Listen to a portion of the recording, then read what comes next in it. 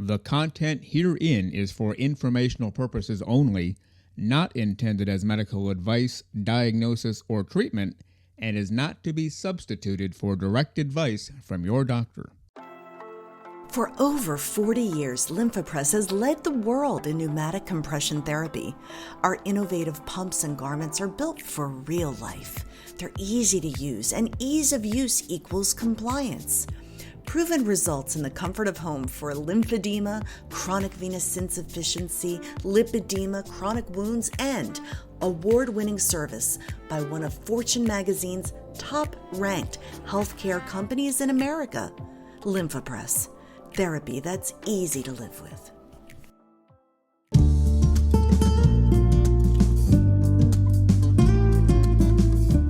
Welcome to LymphCast, the show that brings together doctors, other health professionals, and special guests to discuss lymphedema, venous disease, and other associated disorders, and what can be done if this is affecting your life.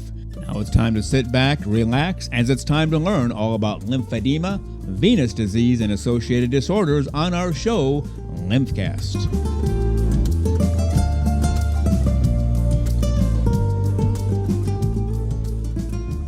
Greetings and welcome to LymphCast. This is episode number 12.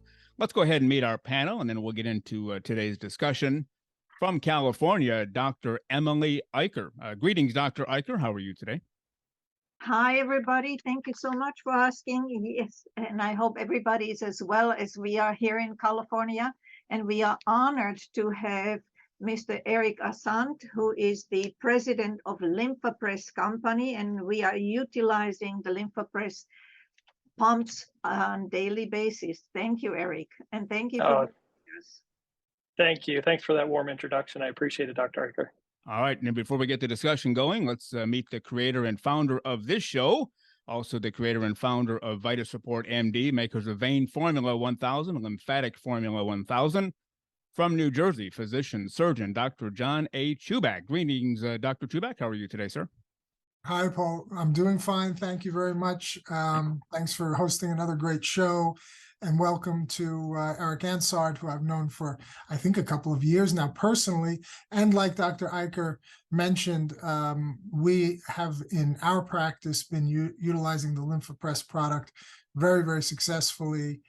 This is not a plug or requested sponsorship, but just the truth of the matter, we've been using the product for years in our patients with lymphedema, phlebolymphodema, et cetera, with excellent results and most importantly, excellent feedback from our patients. So I look forward to having a great conversation with Eric and seeing where it takes us. Unfortunately, I think Mark Melin is going to be a little bit late, but hopefully joining us. I believe he's stuck in the OR, but I think he's going to be joining us, which will be very nice. And I look forward to our chat. So, Paul, without further ado.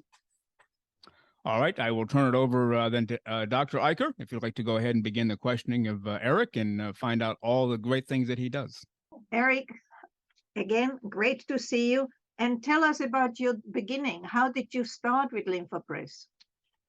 It's a great story from my perspective. I'm very grateful to be where I am in my life now. I had no idea this road or this journey would take me to where I am. I actually started, not many people know this, I was actually a youth pastor for about 11 years out of college. So I spent a lot of time more on the social outreach, some of the challenging places, trying to help some of our youth. As I got married and got into my 30s, I branched into starting my own business, tried to, kind of sow my oats in the world of becoming an entrepreneur, figuring out those types of things. And that was all in 2008. So all of you will remember 2008 was a pretty tumultuous time in our country. And right as I was starting that business, I had a great opportunity from a close friend of mine, Mr. Steve Cantor. He actually was a LymphaPress representative and their distributor in the United States for about 20 years. At that time, LymphaPress was distributed through a lot of different DME companies, so it was just available pretty much to anybody who needed it. But at that time, he reached out to me and said, "Hey, if you're interested, we'd really love to have you on our team." So, Dr. Iker, to answer your question, I actually started as a sales rep. I started in the Philadelphia market. I started going into patients' homes. My primary job was kind of the patient delivery, patient interaction side of the job, and then interacting with physicians. And it was just such a moving experience. I honestly, I look back to it, I think it's really what motivates me even today, because how many patients I'd walk into their homes and they would tell me, how come I'm hearing about this for the first time? How come it's been 20 years before, I haven't had this solution, and just hearing just tremendous feedback and results. So that's how I got started. And like I said, it was a journey. It wasn't sales rep to president. There was a lot of steps in between there. I've been in this business now since 2007. So there's been a few steps along the way, but very exciting one. Thank you so very much. And from my perspective, as you know, everybody knows I have lymphedema, and I tried all different kinds of pumps. And when I tried a LymphaPress, I said, this is the one that gives me the best efficacy. Now that I'm advertising, this is just a true testimonial. And I knew Debbie Weiss from the beginning, and who brought the pump to the United States, because as you know, the pump was designed by Dr. Zelikovsky in Israel, and it was, I believe, in 1986 when he came up with that device. And for my leg, this was the best, so I now prescribe pumps to my patients. And if they choose to have different pumps, of course, it's their choice, but for my recommendation, I recommend LymphaPress. I appreciate that. Thank you. You mentioned something just now that really kind of sparked a chord for me, which is, you tried it, you felt like it was the right therapy for you. And this isn't an advertisement for LymphaPress at all. It's more just an understanding of kind of the dynamics of lymphedema and lipedema, and what patients, how different and how varied the symptoms and the therapy options may be, what may be necessary to treat it. And that's something that we've taken great pride in, and that the LymphaPress product is really designed to be able to be modified and adjusted, because lymphedema is a very progressive or at least fluid condition, right, that changes. So, we want to be able, in any treatment that we provide to lymphedema and lipedema patients, to be able to have that ability to adjust and moderate temperatures, pressures, cycles, all of those different things. So, you mentioned Dr. Zelikovsky. He was, fundamental in really the creation of the device. He's a vascular surgeon in Israel. And then since then, we've had quite a bit of feedback from physicians here in the United States that have had good success. And then we've tried to adopt a lot of those processes and therapies into our devices. Just recently, I reordered the upper extremity sleeve, which the patients like the most. It's fairly long. When I received the sleeve, I thought, my gosh, this is very long, large, but it is so effective because it covers the shoulder part, and the patients like it the most. So I still use the old sleeve sometimes when I have the same patients or similar patients in different rooms, but I really prefer the new version of the upper extremity sleeve. But that's great to hear. It's something we put a lot of time and energy, our research and development teams constantly looking for ways to modify and advance the product line. It is interesting, you mentioned the size of the garment.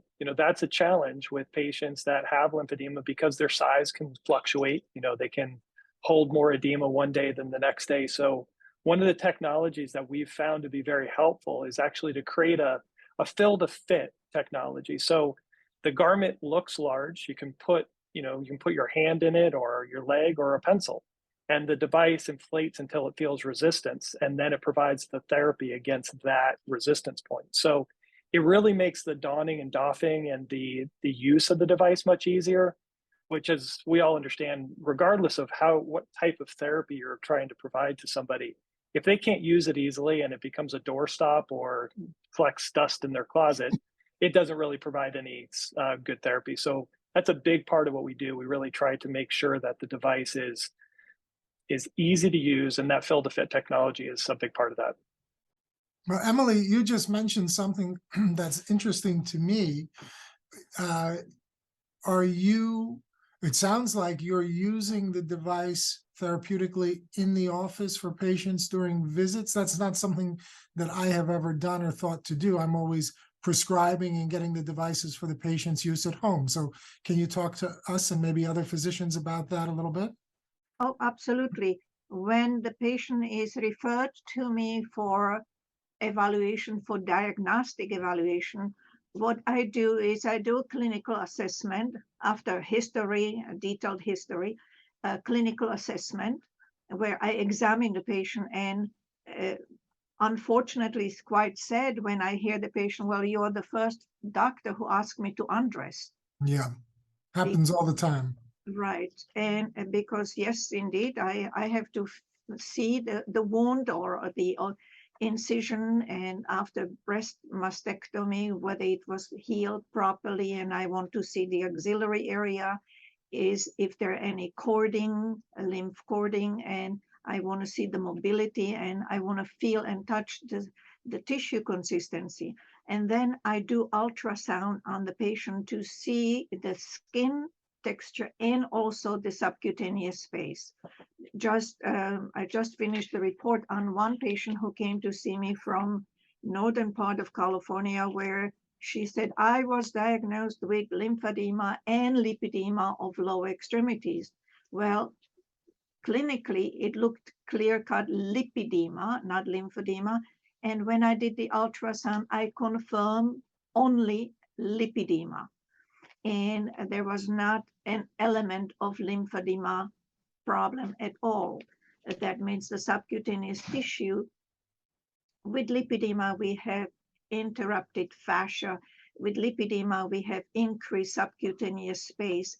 With lymphedema, you have hyperechogenic subcutaneous tissue, where sometimes you can see the little knobs floating in a fluid component and so on. So this patient was informed that she had lipedema and lymphedema in real objective sense of evaluation. She only had lipedema, which is good enough. So after I do ultrasound, then I assess, and I do a demonstration of the pump treatment and manual lymph drainage in the office on the first consultation. And patients then are, according to their medical necessity, they are either coming back to our clinic, to Lymphedema Center in Santa Monica, or if they are from far and they have to travel, they should find someone in their residential area. And I do see the immediate efficacy of the treatment. And according to the ultrasound visualization, I can predict if there is so much lymph fluid stagnating in a tissue, the patients do improve rather fast. And then it's better when they come and we do the treatment. And initially, I do more frequent visits with the treatment. And once they reach plateau, I reduce the frequency of the visits, and I guide them with pretty much home treatment. And then they come to see me once a month or once every few months. Now, this is fascinating. Let me ask you another question, because the vast majority of the patients in my practice I'm using for lymphedema, pure lymphedema, and phlebolymphedema, which I see a lot of. And I do see, of course, some lipedema patients. What has your experience been using the pump in the purely lipedema patient? And what do you, if it is effective, what do you attribute that effectiveness to with regard to the pathophysiology if there's no lymphedema component? With lipedema, I demonstrated in utilization of the LymphoPress with one patient, and she was between stage 1 and 2 purely lipedema patients. And we know with lipedema, it is excess of subcutaneous tissue, and the lymph pathways are available. They may be dilated, the lymph channels may be dilated, and lymph nodes are present.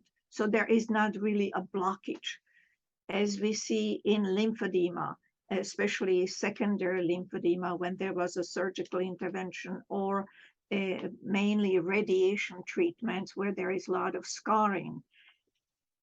With in lipedema patient, that one particular one that I demonstrated before, we got nearly 41% volume reduction in just one session. And it demonstrated and objectively assessed with ultrasound, where I had the baseline first, and then after the treatment, after half an hour of utilization of the LymphoPress pump on lower extremities, we rechecked with ultrasound on the same spot, same area, the objective way of volume reduction, and we calculated again, it was 41% volume reduction. Now, does it last? No, I wish that I had the magic wand and I would maintain or had the power to reduce and maintain that reduced volume component of lipedema. But as we know, lipedema fluctuates, and lipedema fluctuates according to the nutrition, according to activity, and so on, and compression. But the compression is important key for lipedema as well. Subjectively, did the patient have any feeling of decreased pressure or alleviation of any sort of discomfort, or just objectively based on size? Pretty much all patients will tell you after the one session that my legs are so much lighter. And this has certainly been my experience with lymphedema and phlebolymphodema, but I'm fascinated to hear this about pure lipedema because I'm going to try it in more of my purely lipedemic patients. Fortunately, I think many of the people I do have a component of lymphedema, lipedema, because like you, I do check with ultrasound, and lots of times I can see, you know, typical ant farm kind of appearance of the soft tissues with clear fluid collection and so forth. So those lipedema / lymphedema or lympholymphedema patients, if you will, I do treat them. But I must admit, I don't think I've really done that with the purely lipedemic patients, and I think it's certainly worth trying. Eric, do you have anything that you'd like to add to that discussion from your experience? Yeah, definitely. There's a couple of things, and I'll defer to you, Dr. Iker, in the sense that a lot of what I'm going to say is probably partially, if not totally, based on some of the research that you've done. So correct me if I misstate anything. But what I think we've been seeing and learning over the last couple of years is that lipedema is actually on the lipedema continuum. There is a lipedema component or a lymphedema component to most lipedema patients. And when we look at some of the results that we see from the subjective feedback that we get from patients, there's a lot of kind of side effects. And I'm not exactly sure we can identify right now what those are, but we do know that there's a quality of life increase or change. And some of that is because there's a pain reduction. So we did a study in Israel. This was 2019, I believe it was, where we took our device as it is, we increased the cycle time so that it held each chamber a little bit longer than what you would have in the versions that are here in the States right now. And we were able to show that patients who have chronic pain had significant reductions in that pain by using the device. And, excuse my layman terminology here, but I kind of think about it in the sense of, if you're a weekend carpenter working on your house and you hit your thumb with a hammer, first thing you do is grab that thumb and you squeeze and you hold it, and it seems to alleviate some of that discomfort. We have that same type of feedback from these patients where they've been living with discomfort for a long time. They use the LymphoPress device, either the leg garments or all the way up, covering the torso and abdomen area. And they get this feeling that the pain is reduced, and that pain resolve allows them to become more mobile, kind of buy into some of the exercise programs. And I think just if you think about if you're living with chronic pain for your whole life, having any relief and maybe even a little bit of light at the end of the tunnel, a little bit of hope that there's a solution, I think it reinvigorates you to go out there and see what you can do to make some changes. So there's a lot of secondary impacts that I believe we've seen from the use of LymphoPress with these patients, but that's certainly one of them. LymphoPress pumps and garments are the most advanced in the world, but in addition to innovative at-home therapy, we care about the whole patient, offering online lymphedema and lipedema patient roundtables every month. These live webinars offer information and inspiration from clinicians and patients, and our ever-growing patient community says the support is empowering. The LymphoPress difference is built for real life, empowering patients to thrive.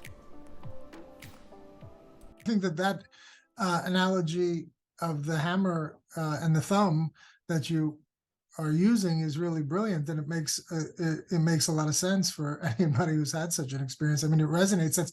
That is the first thing you do is grab it and apply concentric pressure, and you do get relief, which is interesting, because then you wonder. Again, I'm not sure all of the pathophysiology has been elucidated in these pathologies, but we're thinking usually more pressure, hydrostatic or even oncotic pressure, but pressure-related discomfort. But you wonder how much of that ultimately is purely neurogenic as a component of the pathology, and if that concentric compression is not somehow palliative, just in terms of the neurogenic component. So it's really, really interesting discussion, I think. What I want to point out is I also not only, well, first of all, we know the lipedema involves lower body enlargement in symmetrical distribution, but we have a lot of patients who have abdominal and truncal involvement along with the lower body expansion in symmetrical expansion. And we use, I call it the space suit, which is fantastic.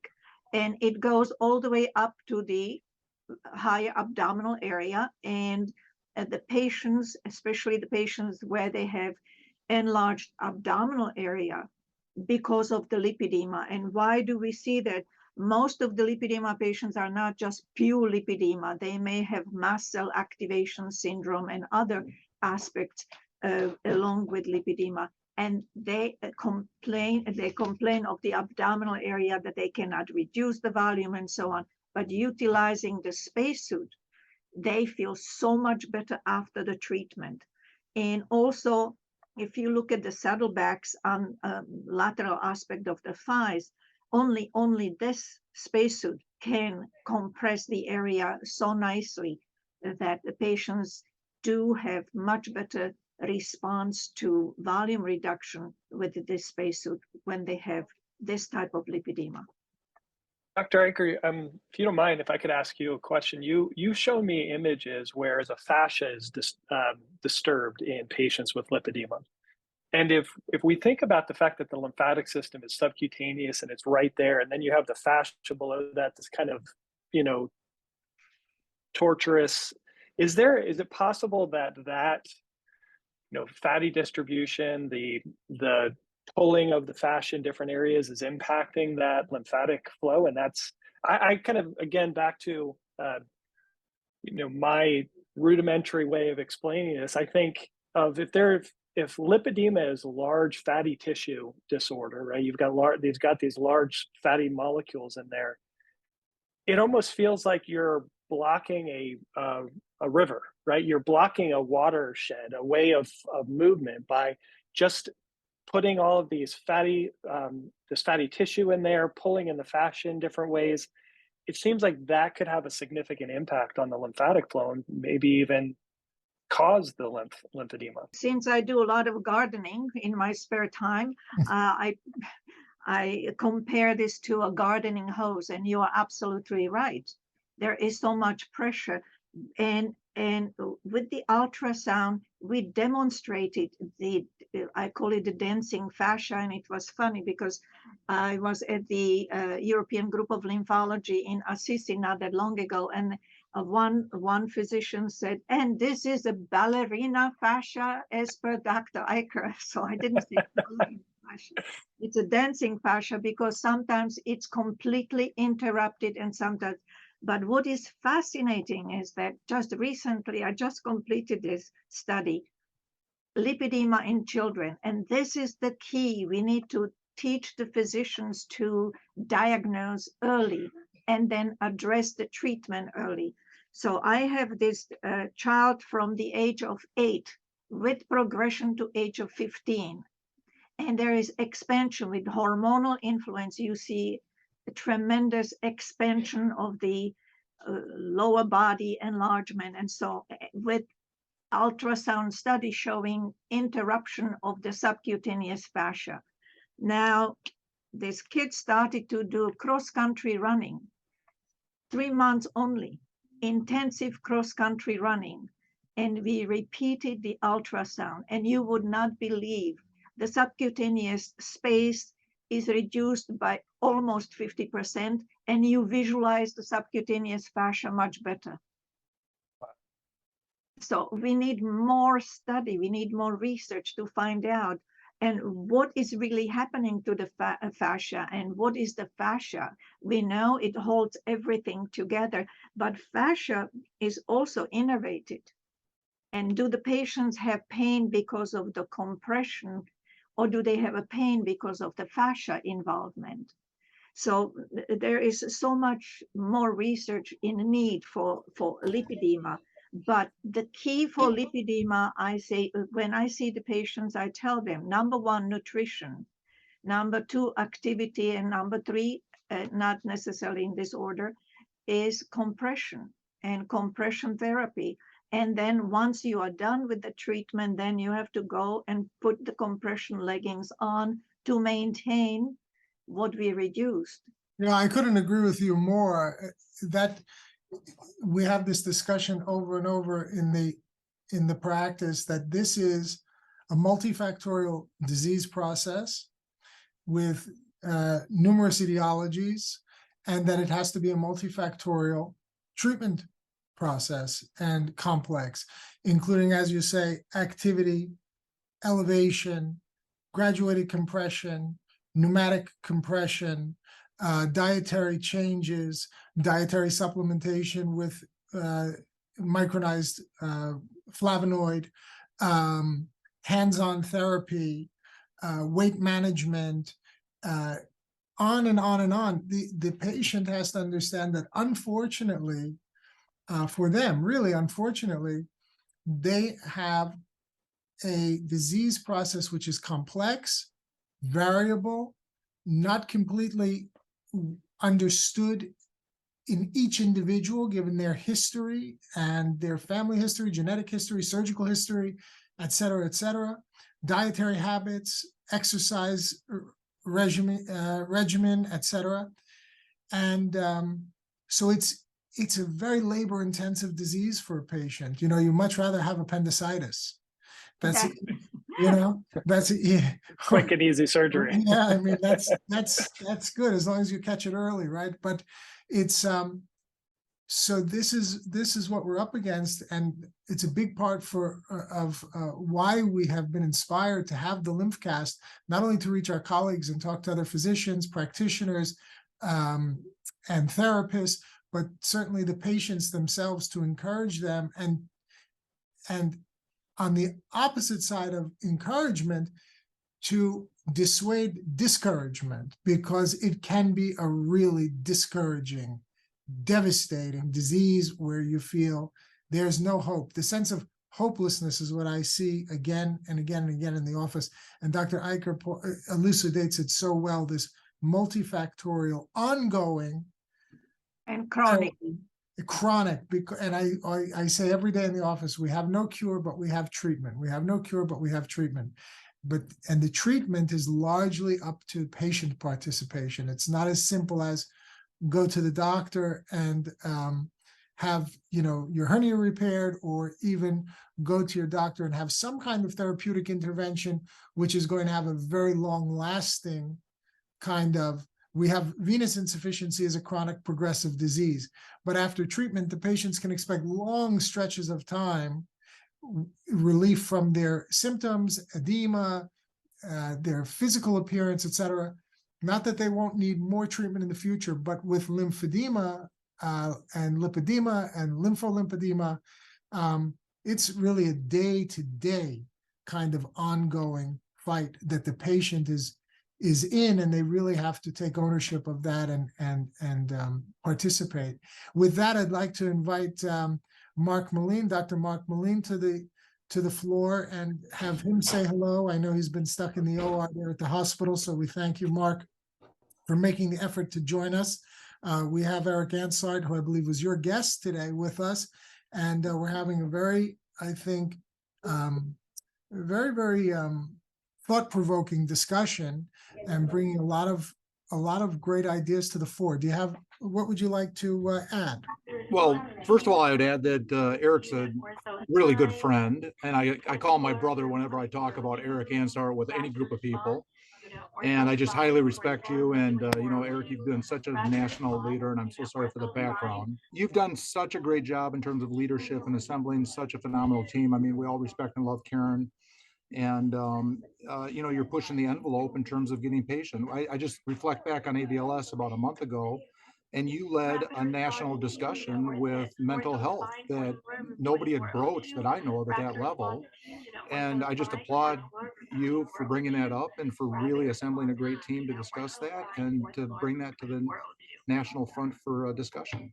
And, John brought this up as well, mental health. And John is a phenomenal advocate for discussing mental health in connection with these disorders. And so, I feel like I'm with two of the nation's leaders in this topic that very few other people want to broach. Well, if I could just say something to that, Mark, first off, thank you. And it's the feeling of brotherhood is mutual. I feel the same way about you. So it's nice to see you, and I've never known you not to be busy. So to see you running around in the hospital doesn't catch me by surprise.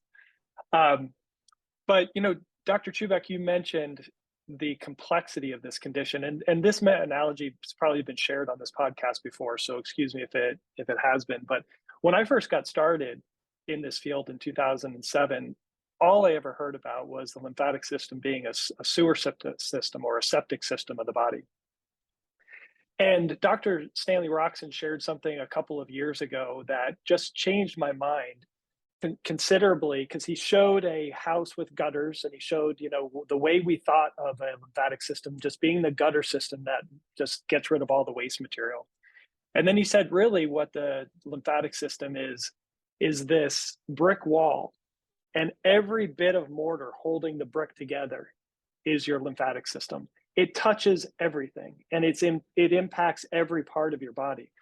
So, Mark, you just mentioned the mental health aspect. There were a couple of driving forces for that discussion we had at the AVLS.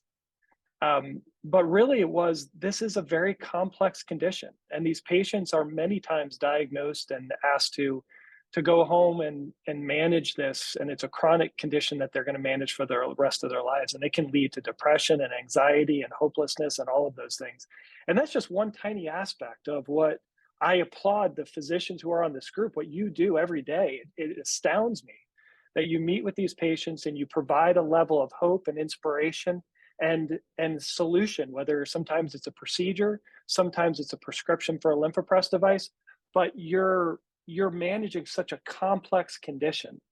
And lymphedema really does touch every aspect of our body. So it's a complex condition for patients to manage. And it really does reach across and touch so many different aspects of their lives. Well, I think the psychosocial and psycho-emotional component has been one of the things that has, as Mark said, really, really drawn me in to this group of disease states, which are so complex and so variable, and there's so much overlap and so forth.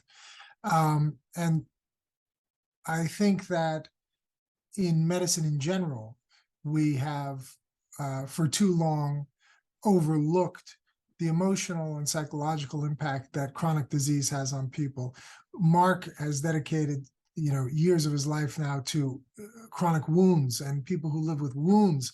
The same kind of psychological and emotional, social affliction is suffered there when people have non-healing wounds. So again, I congratulate him for the work he does there. But Mark is also a great champion. We tease him about it. We shouldn't, because there's nothing really to tease about, because he has opened a lot of people's eyes, including my own, about the importance of the glycocalyx in this whole. See, he's laughing. I'm trying to be serious. Trying to be serious for once, and he laughs. But honestly, the glycocalyx is something that I think there is so little awareness of even now. Now we're in this kind of little bubble, this little group of people who get it now, but I can assure you, I think that that's an infinitesimally small group of physicians and practitioners. So Mark, can you comment a little bit on the role you think the glycocalyx may play in this, and how, if at all, the LymphaPress device may have an impact on that situation? Theoretical, and I would say Karen Earps, as the Chief Medical Officer for LymphaPress, Karen and I had a conversation 3 years ago when we were serving together down in Honduras on a mission trip for venous leg ulcers, and she was down there working so hard on a lymphedema project. And we got to spend a lot of mission trips are phenomenal in so many ways, and one of them is because you get so much time to be able to theorize and discuss things. And Eric, I'm looking forward to our opportunity to go down to Honduras together in the next year or two. But as Karen and I talked about the lymphatic system and the microvascular system, so John, you have reconstructed arteries that are 4 centimeters big, right? The ascending aortic arch, the arch vessels, and truly what you and I have come down to do with you performing the venous procedures you do, and I'm working with wound care, we've become surgeons on the 5 micron level, because restoration of health is at the 5 micron level, so 1/3 the size of your hair. And that whole component's lined by this thing called the glycocalyx, which is a gel-like, what I call the Amazon forest, because it's got width, it's got depth, it's horizontal, it's vertical, and incredibly dynamic and functional. I think we're just starting to tap into it. When it comes to advanced lymphedema pump impact on the glycocalyx, we don't know yet. And this is where Eric and I have had many discussions about biopsies, looking at restoration with advanced lymphedema pump utilization as a part of complete decongestive physiotherapy, and as a part of using systemic holistic regenerative therapies such as MPFF, vitamin C, D, B12, B6, folate, etc. So I think there's a lot of work to be done. There's grand opportunities in front of us. It all comes down to assembling the right scientists together. It comes down to assembling the finances. But I think, one of the things that Emily, you certainly have, John, you have, Eric, you have, is we all have shared intellectual curiosity. And I think that's the most critical aspect of doing the hard work, because I think it's actually a noble task that we're asked to do in terms of searching these things out. Because getting down to these elemental structures, I do think then is the reverse engineering part for which we can start to make a difference, not only locally, but I do think systemically in terms of management. There's been now a couple papers that have shown venous disease increases your major adverse cardiovascular events. And there was just a paper I read in JAMA Neurology this week about traumatic brain injury in the soldiers that have served this nation, and they all have a higher incidence of atherosclerotic disease as an independent risk factor, and they believe that somehow traumatic brain injuries result in stickiness of the endothelial cells. Well, anything that's stickiness, that's the glycocalyx is non-functional in that. So it feels a little bit like the Holy Grail, and I always want to be respectful of that. And it was Dr. Roxon that opened my eyes on it with Peter Mortimer in the paper they wrote in 2014. But I do think there's a lot of great research to do, as you and I have talked about, Eric. What do you think, Eric?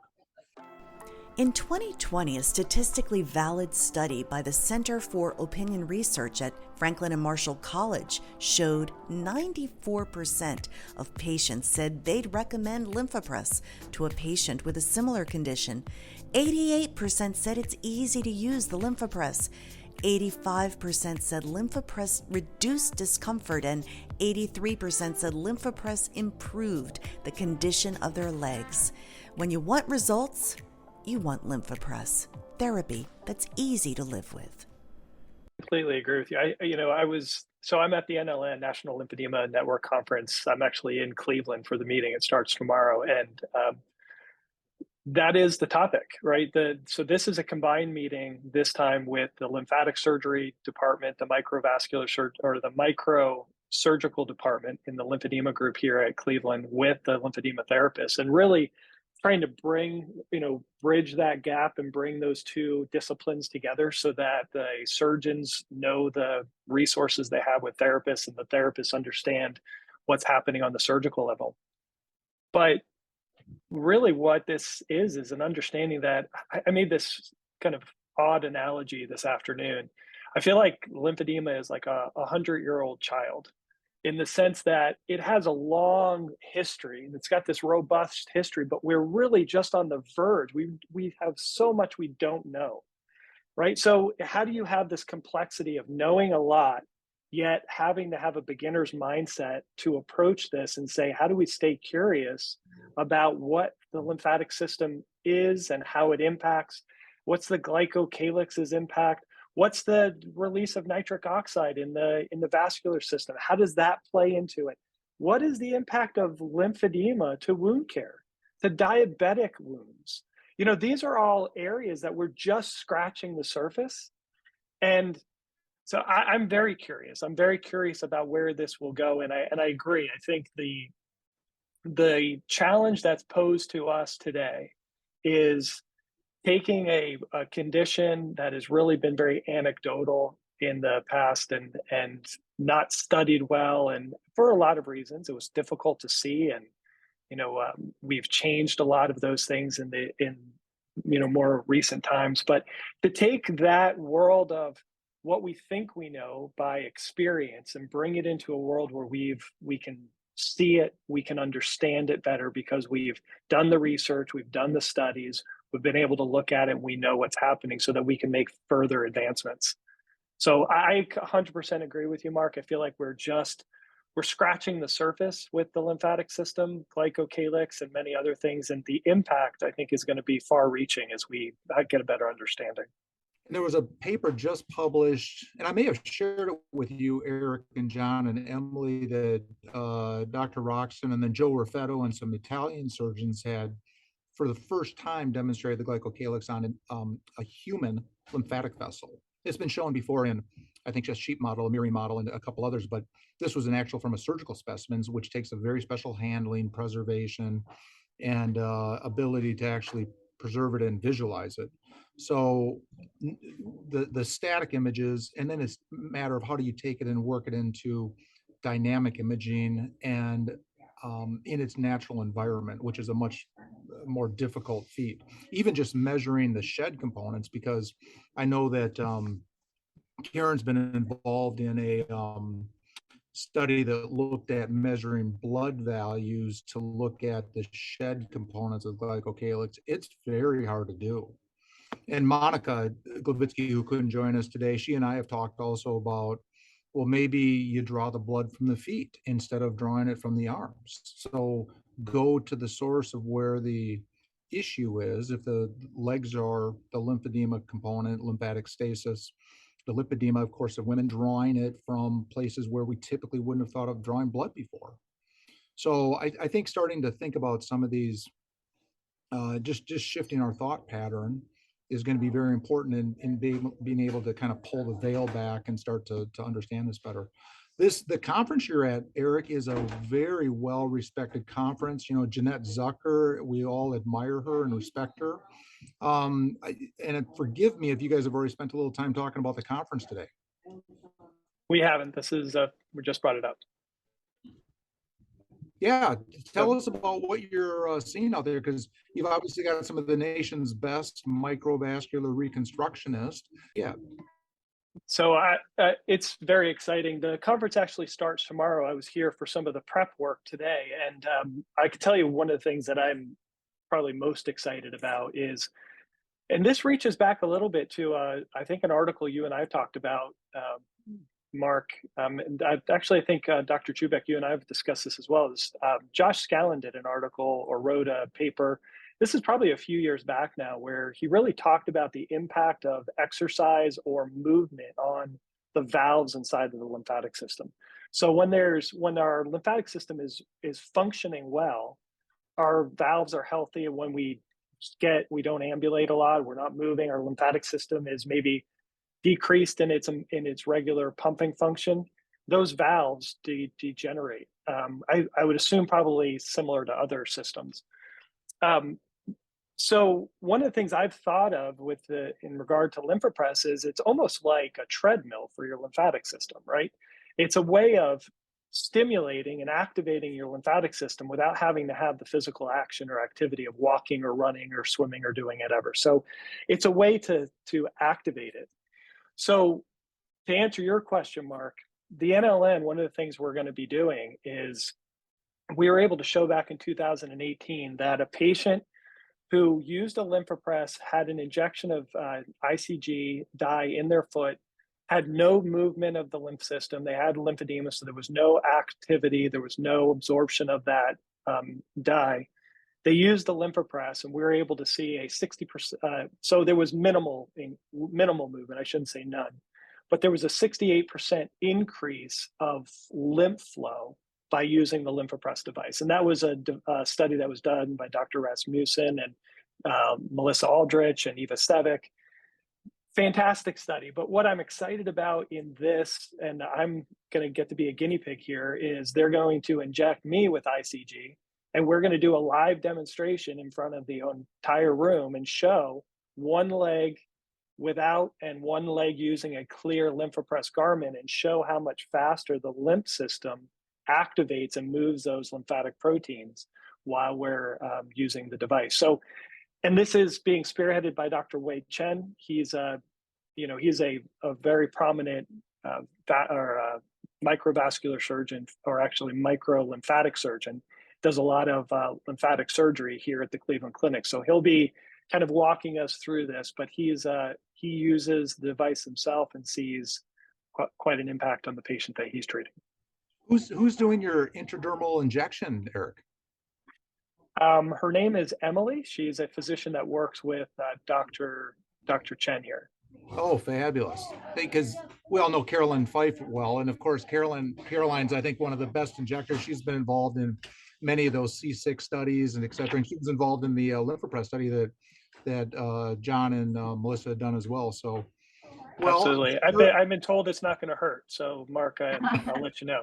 Hey, John, do needles hurt? And Emily, I think it'll be minor. It'll be fascinating to see what your lymphatics look like. We would not as robust and healthy as you are. So Eric had me out riding on the Jacksonville beach before sunrise. I could hardly keep up with this young man. But you know, there's going to be not an ounce of lymphatic stasis in you, Eric. Well, that's why I'm volunteering. I want really good images, so I'll go first. So you're the normal. Are they going to be doing a patient injection as well to show response to any therapy or anything? So they're going to be doing 3 different injections. They're going to do one with the LymphoPress device. They're going to do one with MLD, and then they're going to do one just with no treatment at all, and just look at the different flow rates between the different patients and what we see. Been very clear, we don't want to set it up as a competition, because that was proposed. Like, let's do them all at the same time and see who wins. I don't think we want to go that route. I think we want to, everybody's body is different. So there's a lot of factors that can play into that.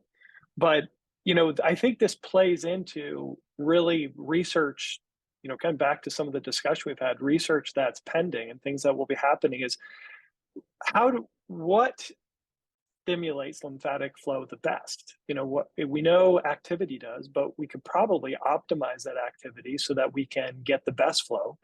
We know some of the surgeons who use ICG imaging, and Dr. Hiraswamy down in Australia has mapped a lot of the zones with ICG imaging. So if we know that the flow's happening, we know that activity increases it. I'm curious if we can't find ways to actually optimize specific exercises or treatments that might be most beneficial for a patient. Well, clearly there's extensive health benefits for exercise, holistic, right? I mean, cardiac, pulmonary, Certainly. Brain as well.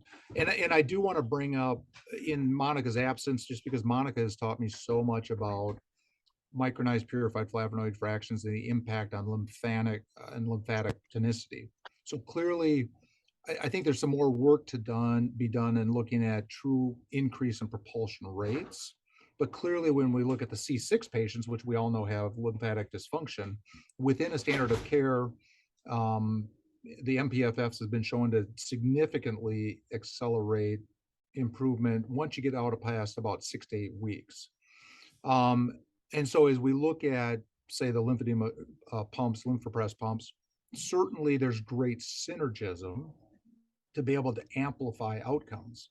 And that study has yet to be done as well. I think once you start looking at taking a large cohort, randomized study, obviously we're going to stick some patients without MPFF, some patients without a lymphedema pump. And but my biased prediction would be, based on what's already available in peer-reviewed literature, is that we will see statistically significant improvement when you use MPFF with a pump with standard of care.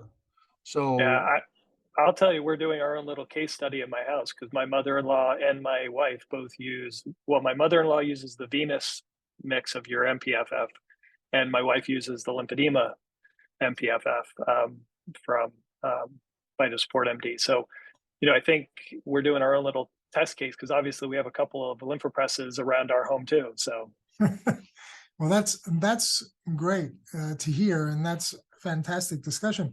I wanted to jump in on something else that Mark had mentioned earlier, and also maybe get Dr. Iker once again to comment on that, because one of the things that we know is so essential, I think an essential ingredient across all of these disease complexes, is the inflammatory state, the pro-inflammatory state and inflammation. And I think that's where not only does micronized purified flavonoid fraction come in, but also, as Mark touched on, some of the other nutritional supplementation. Our wound formula, and there was really good data to support this. Our wound formula, as Mark, being a wound specialist, was touching on, includes vitamin A, C, E, zinc, lycopene, and they are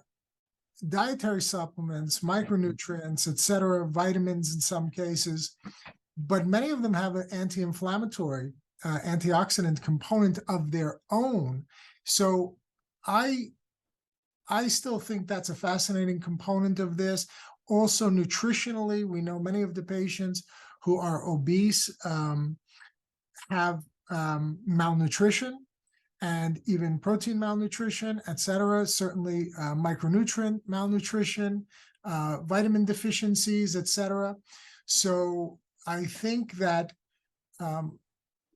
optimizing dietary behavior through whole foods and normal diet with supplementation is key for all of these patients as well, in order to get the most out of a lymphopress type device, in order to get the most out of exercise, and so on and so forth. By the way, Eric, I thought again, I give you tremendous kudos for your hammer and thumb analogy. I think the treadmill analogy is fantastic too.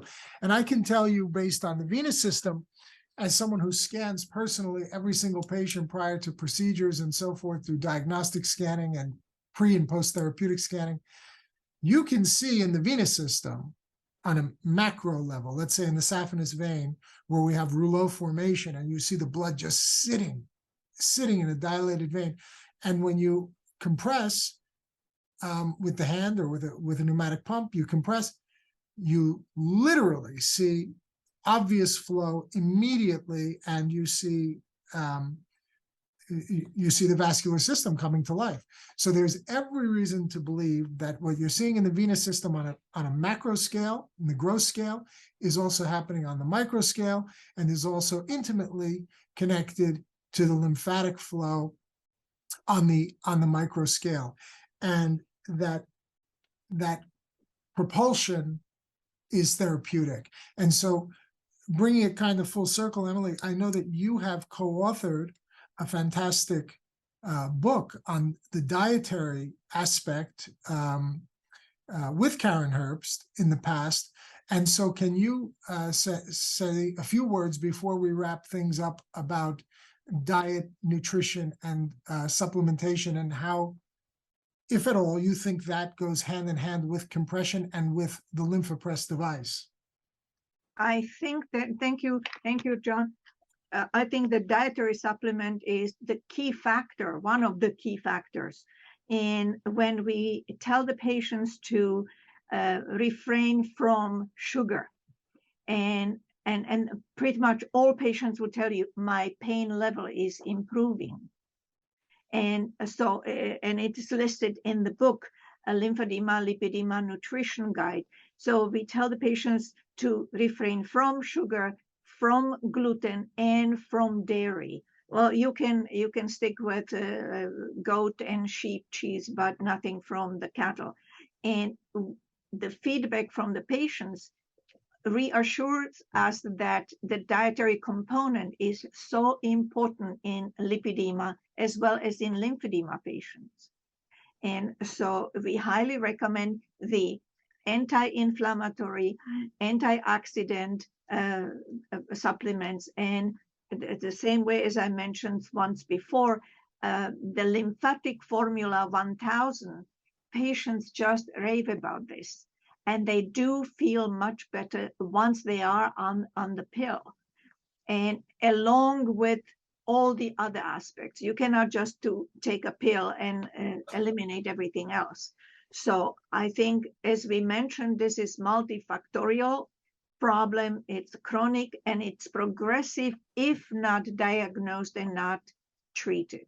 So we need to pay attention, and there is still so much open space for research to find out more about how to improve this condition much faster than we do. But, and Emily, you mentioned sugar. What kind of advice do you give your patients regarding sodium intake? Well, that's part of the component. Okay, well, you have to also look, are the patients diabetic? Are the patients what medication patient is on? And so we are not disturbing or not eliminating some important medications, but a lot of patients are on antihypertensive medications, which may give you also a component to increase the volume of expansion, fluid retention, and so on. So we have to modify everything, not just one size fits all. For sure. I think here on the East Coast, we've hit the 6 o'clock hour on the nose. I think Mr. Ansard has another engagement. He's a very popular and sought after man, and for good reason. So, Eric, do you have any final comments before we wrap it up? It's been a great program. We'd love to have you back. I'd love to come back, and just on that subject of nutrition, we talk often about what LymphaPress does is we help reduce edema, but we also improve circulation. So the whole goal, right, is to get fresh, oxygenated, nutrient-rich blood to the area where we need healing. So it makes a lot of sense to me that there's a benefit of those two coming together, good nutrition, good supplementation, and really how do we then get that fluid movement, get rid of the stagnant fluid, like you mentioned, that's sitting in that saphenous vein, and replace it with fresh oxygenated blood that gets down to that area so we can see wound healing and just overall health. From LymphaPress's perspective, I will tell you, it's a pleasure to be here. It's our goal has been historically really to create products that are easy to use and to create forums for our patients where they can have a chance to have discussions similar to what you have here, but in a patient forum where we have some physicians. I'd love to invite anybody from this audience to one of those patient roundtables. We have a few hundred patients who show up every month. If anybody's ever interested in hearing more or seeing more about it, it's not just about LymphaPress, it's about lymphatic and really lymphatic health and overall health. So I guess with that, I just really appreciate the opportunity to be here, John. Thank you. Thank you. And that sounds like a very enticing invitation. We'd love to participate and help to educate and raise awareness. And I want to also say that as our LymphCast program and endeavor is growing and gaining popularity, we are soon to be building out our, it's being worked on now, our website.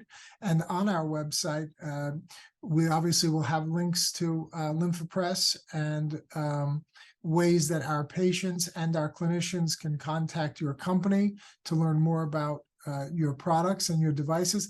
And also, Emily, you reminded me, of course, we're going to have to put a link to your fabulous nutritional book so that our patients and physicians can find that. So there are a lot of very rich and valuable resources that will be coming to the site very soon. And again, I want to thank everybody for participating. Paul, I think because Eric has to kind of really run, we'll keep our sign off brief, and I'll hand it back to you. All right, very good. Let's thank the panel. We want to thank Dr. Mark Melin. He's on duty at the hospital. He had to run and do some work there, so we thank him. Dr. Emily Iker from California, thank you very much, ma'am, for all of your help today. Thank you for fantastic discussion. And I only wish I would be with you at the conference, Eric, so I can donate my leg for the ICG. We want to thank our special guest, Eric Ansart from LymphPress. Eric, thank you, but also, do you want to put some information out there, how physicians and people can get a hold of you? Certainly. The easiest way is just go to our website. We have plenty of resources available. It's LymphaPress, just one word, LYMPHAPRESS.com. You can find resources to patient roundtables, product information, or how to contact somebody to come into your office and educate you on the product if you're interested. All right. Eric Ansart, thank you very much, sir. Appreciate it. Thank you. The creator, founder of this show, LymphCast, and also the creator, founder of VitaSupport MD, makers of Vein Formula 1000, Lymphatic Formula 1000, physician surgeon from New Jersey, Dr. John A. Chuback. Thank you, Dr. Chuback, for everything. Thank you, everybody. Appreciate it. Hope to see you all again soon. And this has been LymphCast, episode number 12. Go out there and have a great day, and we will see you next time for episode 13 for LymphCast.